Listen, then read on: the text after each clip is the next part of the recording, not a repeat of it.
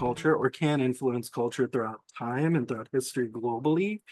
You can see the kind of power mechanisms and power players, the brokers, at work. Um, and when I think when you think about the staying power of art, right? How important symbolism is and what art can possibly communicate. It's no shock at why elites want to control that aspect of society. So the way that art is typically funded in this Where's the full country, pressure? right, is through patronage. And when you have elites who idolize Eurocentric ideals and aesthetics, right? You're going to get a certain kind of product, and you're going to get a certain kind of or certain through line, I think, of cultural priority or prioritization. So I invite folks to become part of the conversation, to learn more, support queer work, support queer artists, support artists in general. So Steph, I want to turn it over to you and hear how your work intersects. And I'm just really grateful for the opportunity to be with y'all. I've been reading the comments in the chat, and it's really interesting that the theme to me feels like it's community and relationships. And in my work, and actually, I saw Ian's question about what happens, like what is this post, there are lots of questions here now. What is what does post-capitalism look like? Does capitalism has to be destroyed before something else takes its place? Is there incremental transition? And I feel like I don't have an answer for that, except that I feel like education, and Ian's an educator as well. I feel like that's a really good place to start. And I work in out of school time. And I think, Chhaya, you really set us up for this nicely when you talked about building community, because that's really the foundation of all of this. And I think about my work, and over my career, I've been an outdoor educator, and my whole goal has been get people outside who don't have access to the outdoors, who might not have the skill or the confidence or the resources. Duluth, Minnesota is a hockey town. You can spend a lot of money on hockey gear, or you could look out your window and never go outside.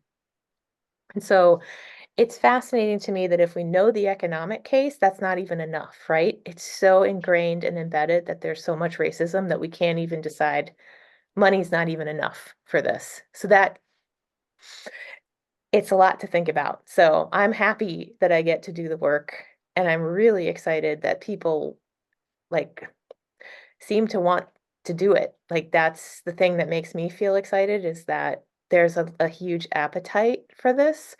And I'm hoping that we can see some real system change, and I'm glad to be part of that. Yeah, it's really exciting, and I think someone said it earlier. Part of this conversation we're having, some people refer to it as a relational economy, right? So moving away from capitalism and more on relationships and thinking about the people that we're hoping to engage with and hoping to provide access and resources. And opportunity shouldn't be a privilege, right? Opportunity should be available to everyone. So I really appreciate all the things that you all are doing. And as we wrap up, and this is for the audience too, so feel free to drop it in the chat. Um, I want you all to share what's one tool or resource you'll recommend to someone who's ready to challenge the dominant economic narrative in their own community. So, what's one gem that you want to leave our audience with today? I was, as you all were talking, I was thinking about my mom's story where she's like, and the gem here is coming, is she left her country a long time ago, and was forced to get married at 17, all that stuff. Then she went back and she was like, I don't understand. She went to her village and she's like, why do folks just sell their pot of congee in the morning, and by like noon they don't make more to sell, right? And I asked, I said, Ma, when you were back then, isn't that what you did? And so, like, it's already like what I'm realizing and what's revealing to me in this process of bringing together Southeast Asian organizers across the country, is that we actually have those thinking and practice already that we just don't remember. And I had to remind her, and I was like, she's like, but it made, and it made her very happy. And the lady was like, yeah, I'm done at 11. I'm just selling that pot and that's it. We're good. We got enough money for shoes, school, And so there's this way of thinking, this shift of consciousness that we all have. And maybe for my people is the returning and and maybe the passing, and also the remembering, right? Like, we actually know how to keep each other safe. We are our community's refuge.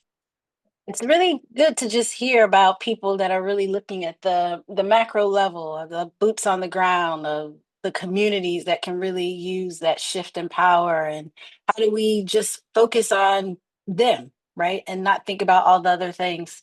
So it's super exciting to hear about a few of the stories. I'm sure there's many out there, and I'm enjoying reading about them in the chat. So as people keep sharing your stories, your experience, your thoughts, that's how we can really help build this inclusive economy, is by building upon each other. So yeah, we're ready to move to our next group. We still have more to come, so I hope you all still have room in your brain to consume more exciting stories about some change that's happening, particularly as we think about the economy. So we're going to welcome now Denise and Treasure to the podcast.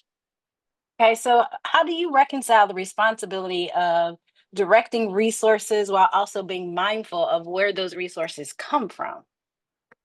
You know, Castel, that's something I think about almost every single day, and I appreciate that question.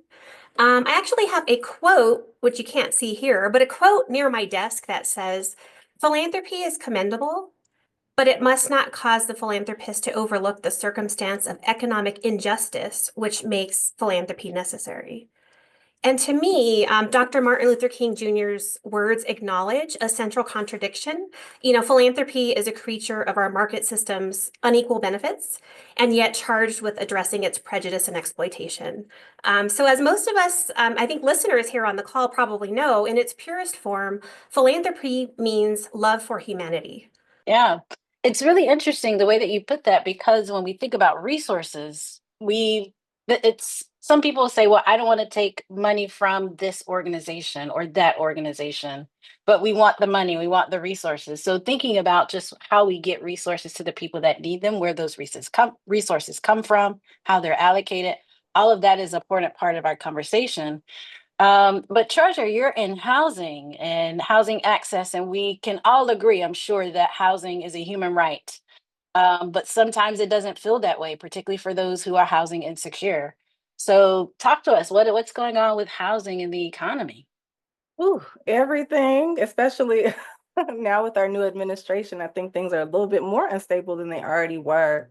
I'm based in Los Angeles, but I work on housing solutions for the nation and globe. I'm trying to figure out ways to improve affordable housing development for all economies, whether they're ours, which is supposed to be the greatest, but we all disagree. And then, ones that have a lot less resources. Um, I'm focused right now in Watts, California, which has the largest disbursement, or I should say, concentration of public housing units this side of the Mississippi. So that's quite a bit in a little like 1.5 mile radius. Majority of it is public housing. And so uh, those were Army barracks years ago. They were probably not worthy of having the Army there, as far as safety was concerned and like viable, livable conditions, but definitely not worthy of it now, 80 years later, right? And so the fact that our people are still living in these places, and these are predominantly Black neighborhoods in the 80s, and since the 80s have become 75% Latino, 25% Black, as immigration has kind of caused people to move around. So these are still people who don't have a good step on the ladder, I should say, when it comes to the economy, right? And so why or how could they change their circumstances if they don't even have citizenship, if there's so many barriers just to getting a job, right? Just to getting food, just to getting even WIC, I know someone was talking about the welfare queens, it's typically not these people. These are the ones who are like, don't even know that it's accessible to them, one, or are very, very proud and stubborn, don't want to do that because they know what the stereotype is for them and how they'll be treated. Or three are just very scared of what that means, having their name in the system that's already judging them, right? So, if as a Black woman in Los Angeles, I'll say this, if I have Section 8 or I'm on an affordable housing list and I have that unit and I want to get married, I'm gonna think twice about that because now I know that my man is either gonna be on somebody's watch list, because that's typically how they've taken a lot of our men to jail, and criminalized them. That was connected to the first commercial that you had, right? Or if you're an immigrant still waiting for your citizenship papers, trying to do this the right way, but maybe you have a cousin or a grandparent who did what they needed to do to get to safety and are here, you don't want your name on the lit list because you don't want ICE coming and knocking on your door tomorrow night, right? So really choosing between whether I live today with my stomach in pain, or do I, fight to see another by signing up for these resources. So my work, I think to the point that Denise said, is really just trying to be that voice that's experienced some of this firsthand, and can acknowledge that some of these things I haven't, but I've seen and my heart aches, and putting the right people in place and power to make decisions, and not having it be a white man or a white woman who has the savior complex there. And again, Yeah. no offense if you're not that white woman or man, but yeah, typically. I think you all raised some really good points. And our last group of guests, they really shared the focus of how they are doing work to empower people to kind of take ownership of the change that can happen in our economy. And some of the things that you are talking about now is about those current folks who are in those positions and how the influence that they have over the different systems. Yeah, thank you both. Are there any questions in our audience for either of our panelists? Oh, for Denise or for Treasure in her absence. I'm here still. Oh, She disappeared. in the meantime, I want to just uplift some reoccurring themes and sentiments that have been shared, especially that what Wilfredo had mentioned earlier about holistic compensation that had come back up in the chat again, and then also decolonizing wealth.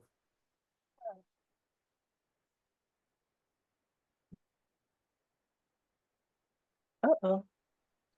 I'm by myself. Hi, Treasure. I was just going to add to one of the points that Denise kind of brought back to me when she was speaking last. The mutual accountability is really important. And it kind of ties into Ian's question about whether or not, what comes first, the chicken or the egg? Is it like this dream that we want? Can they be separated? Does it need to be separated in order for it to happen? I chose to work in the government 10 years ago because I really wanted to infiltrate the system from within. While I knew there were people who were striving and pushing for abolition of these same systems. And I was totally behind that too. That just wasn't my work, my calling. I knew that I could do good work from within while the system was being torn down because I did not want us to have to wait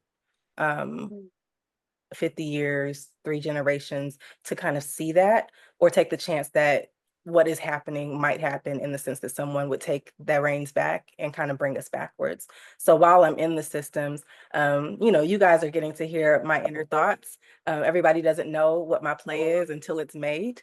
And I take pride in being the little sneaky link that can bring somebody in and give them that power. I'm okay with that. But I won't get to the top places, letting everybody know that that's how I move. And I encourage people to, if they need to, don't lie, but, be strategic in how you utilize the power that you have and how you make it grow, because there are people doing the work to really cut the system down, which we need. We need that push, but we do need people who are in the system who have access to the resources right away, who can help somebody today if they needed that too.